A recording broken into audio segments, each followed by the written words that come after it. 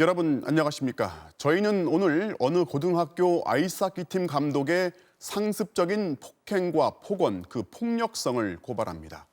고등학교 운동부 감독의 막강한 권력 앞에 피해자도 결국 침묵할 수밖에 없는 건지 학원 스포츠의 서글픈 현실이 이 사건에 담겨 있습니다. 먼저 연습 경기에 패하고 탈의실에 모인 선수들을 향해 감독이 문 잠궈라고 명령하는 장면으로 시작하는 영상부터 보여드립니다. 최경재 기자가 단독 취재했습니다. 지난 2019년 1월 강원도의 한 빙상장 탈의실. 훈련 중이던 한 고등학교 아이스 하키부 감독이 연습 경기에서 패한 선수들에게 맞을 준비를 하라고 지시합니다.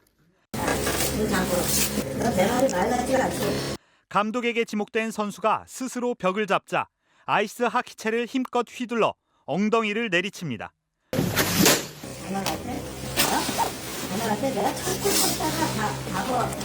엄청난 고통에 학생이 벽에서 손을 떼자 이번엔 하키채로 머리를 칩니다.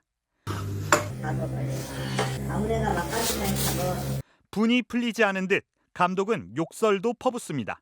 나도 때리는 사람이 아닌데, 야, 아이 나 강철 야, 너, 우리 안 돼, 안 되지 안 돼. 모두 세 대를 때린 뒤 감독은 다른 학생을 불러내 또다시 하키채로 때립니다. 말 안 들어? 생각 안 해? 폭행의 이유는 지도대로 경기하지 않았다는 것. 욕설을 섞은 훈육이 한동안 이어집니다. 여기 봐, 한 사람이 안 가니까 남은 놈들 다 뛰어들어오고 움직이니까 수비들이 정신이 없는 거야. 니네들 미스로 3개, 4개 먹어. 어떻게 이겨? 이번에도 마무리는 풀스윙 구타. 학생은 결국 옆으로 넘어졌고 감독은 하키채를 집어던졌습니다. 다른 학생들은 숨죽인 채 공포의 구타를 지켜봐야만 했고 코치들은 그 누구도 감독을 말리지 않았습니다. 감독의 폭행은 다른 현장에서도 확인됐습니다. 2019년 11월 한 대학 빙상장. 엎드려 뻗쳐 자세를 한 학생의 엉덩이를 감독이 아이스 하키채로 힘껏 내리칩니다. 다른 학생에겐 고성을 지르며 하키채로 발목을 때리고 손으로 어깨를 밀치는 모습도 포착됐습니다.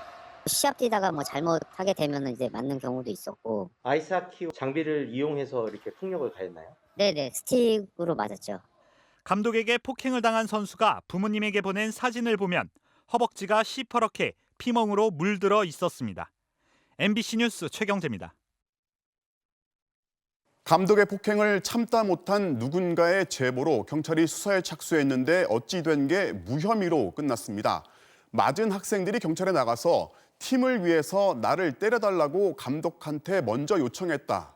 한마디로 연출이었다고 진술을 한 건데 경찰이 이 황당한 진술을 믿은 겁니다.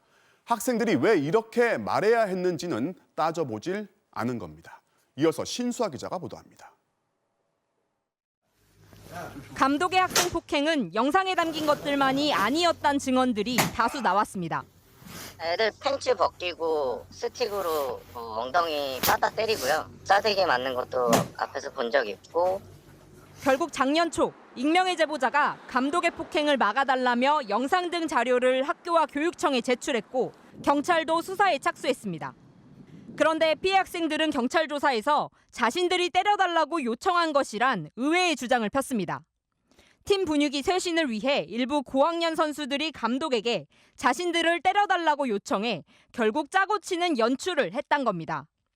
감독 본인은 물론 심지어 폭행당한 학생들의 부모들까지 같은 내용으로 진술했습니다. 피해자 학생들도 그렇고 부모도 그렇고 다 의견이 후배들한테 경각심을 좀 심어주게 하기 위해서 우리가 선생님하고 상의를 해서 우리가 좀 한 대씩 이렇게 맞자. 해당 감독은 MBC와의 전화통화에서도 탈의실 폭행은 일부 학생들과의 쇼였다고 주장했습니다. 밑에 애들이 너무 말도 안 듣고 하니까 선생님 저희를 혼내는 척 한번 연출 한번 하자고. 그러면서 일체의 폭행 의혹을 부인했습니다. 저는 한 적도 없고요. 저는 애들 때린 적도 없어요.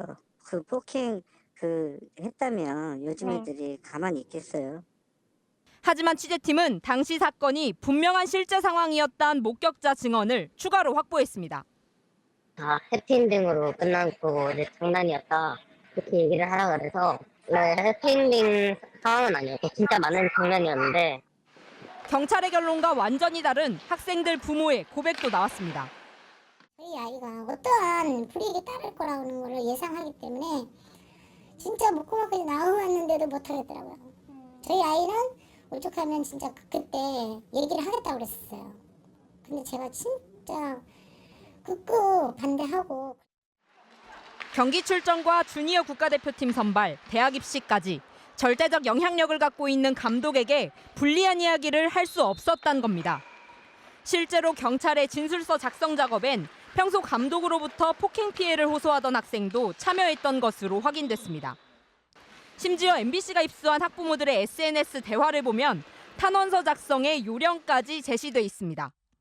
감독님이 평상시 아이들의 자라고 경기력 향상 및 경각심 부각을 위해 3학년들의 동의하에 보여주기식으로 한 것으로 인지하고 있다.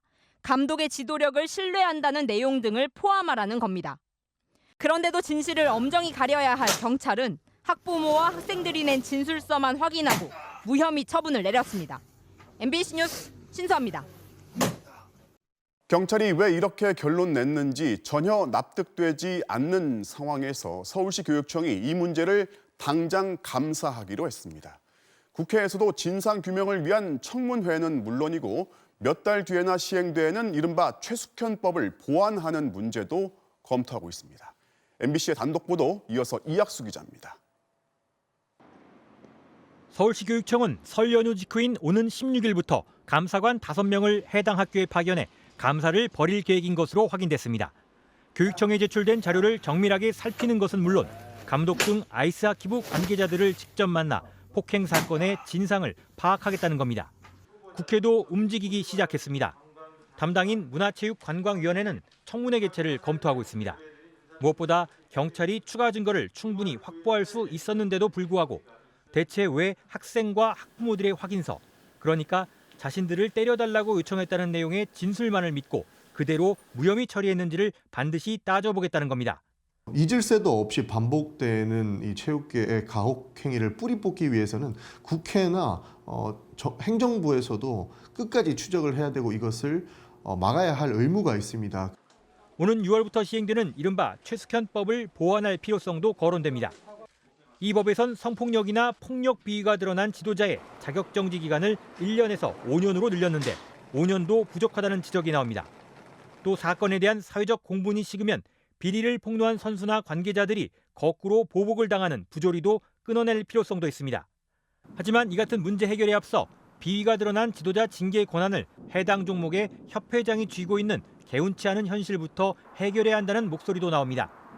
공교롭게도 신임 아이스하키 협회장 당선인은 지난 2010년 화물차량 기사를 야구 방망이로 마구 때린 뒤 2천만 원을 건네 큰 파문을 일으킨 이른바 맷값 폭행 주인공인 최철원 씨입니다. 이번 문제는 내일 문화체육관광부 장관 후보자 인사청문회에서도 현안으로 오를 전망입니다. MBC 뉴스 이학수입니다.